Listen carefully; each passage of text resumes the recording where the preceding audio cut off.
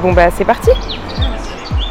La ville on la parcourt tous les jours, la ville et la montagne, si on a envie, si on aime ça. On ressent tous des choses quand on marche, mais on n'y pense pas forcément. Donc là c'est l'idée un peu de, vu qu'on est quand même 1, 2, 3, 4, 5, 6, 7, 8, c'est de se dire qu'on va peut-être tous avoir des impressions différentes, mais il y en a qui vont aussi se rapprocher, et donc c'est de les collecter. Et vous allez pouvoir faire des photos. Le campus, donc ça a une histoire assez intéressante parce que c'est lié à Grenoble qui a explosé. C'est en fait le tournant après la désindustrialisation. En gros, Grenoble s'est tourné vers les nouvelles technologies, donc c'est une forme de recyclage. Et en fait, c'est un peu surgi d'un endroit qui était avant marécageux.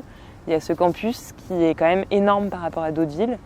Et ça a été pensé un peu comme ça montrait la modernité et puis un peu cette ouverture aussi vers les montagnes, qu'on verra ou pas. Mais c'était censé être un campus vert tourné vers les montagnes. C'est dans la ville, mais pas complètement, c'est un peu un îlot.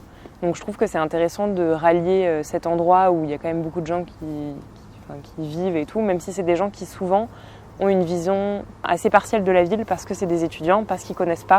J'aimerais bien qu'on rallie le centre-ville, la tour Perret.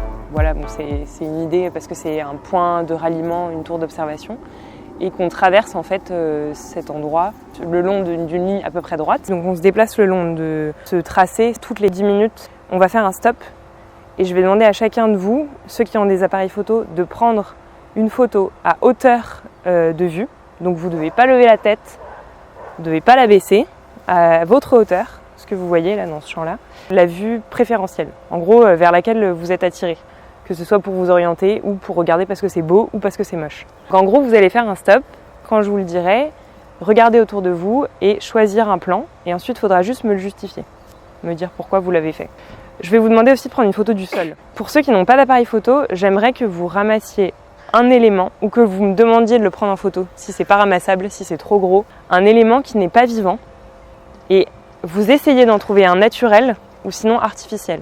On s'intéresse à la place de la géodiversité. Il y a la biodiversité et la géodiversité, c'est ce qui n'est pas vivant. Donc ça va être les montagnes, les falaises, la géologie, l'hydrologie, les trucs comme ça. C'est pour voir quel contact on garde quand on est en ville. Est-ce que c'est que les montagnes qu'on regarde ou est-ce que c'est aussi d'autres éléments de géodiversité en ville ?